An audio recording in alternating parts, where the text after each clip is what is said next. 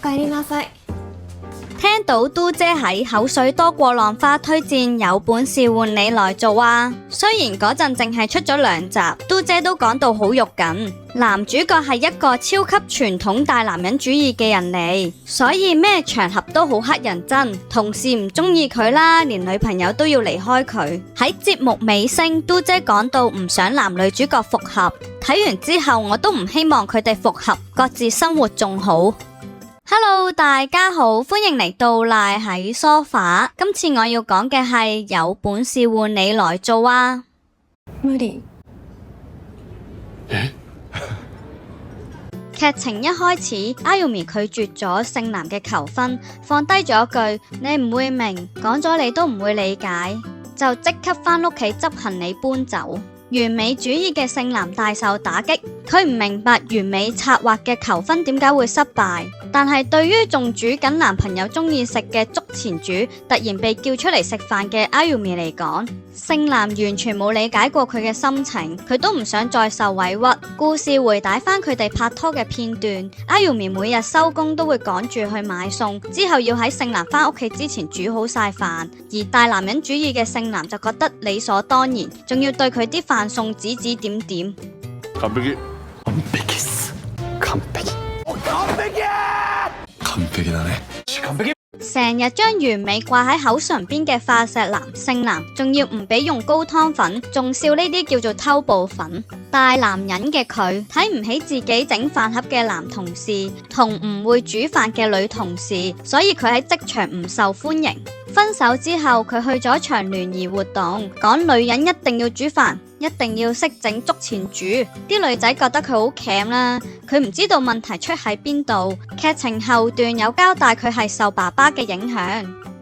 Ayumi 分手之後做翻自己中意但聖男以前唔俾佢做嘅事，好似染翻粉紅頭同飲翻 Tequila 咁。佢有反省以前嘅佢唔夠膽講出心聲啊，不停壓抑自我同討好對方。佢為咗聖男學煮嘢食，而唔係本身中意煮嘢食，呢點聖男唔理解。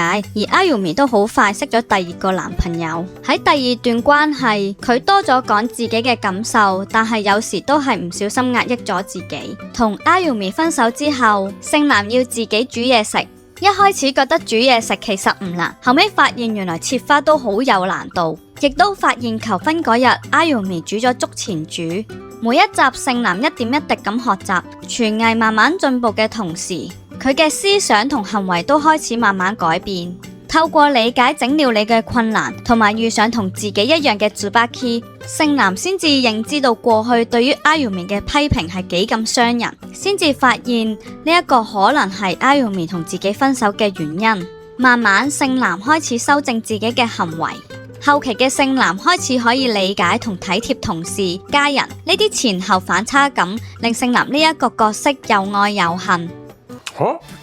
有本事換你來做啊，係一套輕鬆小品，唔需要用腦，冇猜疑妒忌，冇栽贓嫁禍，仲有日劇必須嘅劇情，男主角喺條街跑步嘅情節，男女主角都住喺同一區，現實嚟講係真係唔需要搭巴士就到，所以跑步嘅劇情完全唔突兀。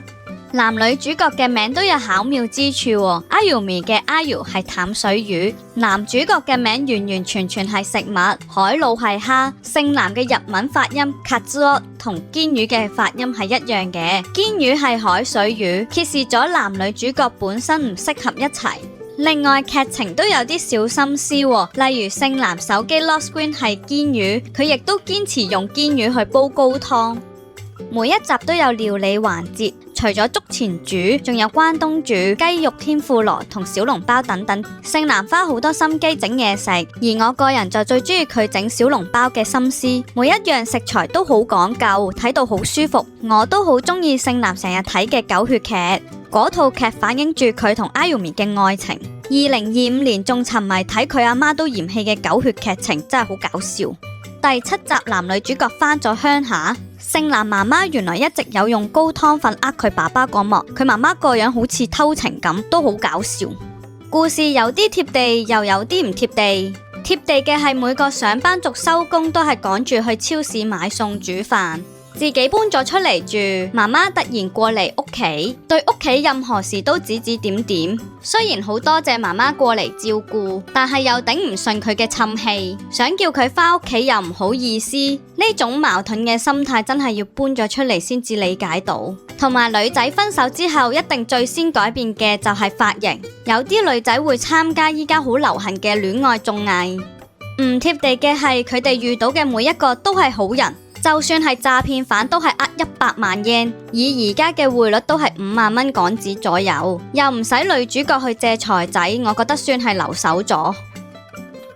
我會俾有本事換你來做啊7分，輕鬆帶有日劇嘅搞笑反差，劇名明顯串緊初期嘅性男，而佢又真係有本事做到。初嘅性男真係好乞人憎，靚仔都補救唔到嗰隻乞人憎。到後期佢就做咗一個完美嘅男人，每一集慢慢嘅轉變係吸引人哋追落去睇嘅原因。現實有好多人會對其他人做到嘅事擺出一副其實唔難嘅態度，真係好討厭。就好似職場老屎忽成日覺得 send 個 email 搞個活動都係撳粒掣啫嘛，其實唔難。覺得剪片啊整圖啊都係拼合啫，其實唔難。呢啲人最需要改正態度，同埋佢哋做嚟睇下咯。你哋生活有冇遇到呢啲咁嘅人？如果有嘅話，留言分享下。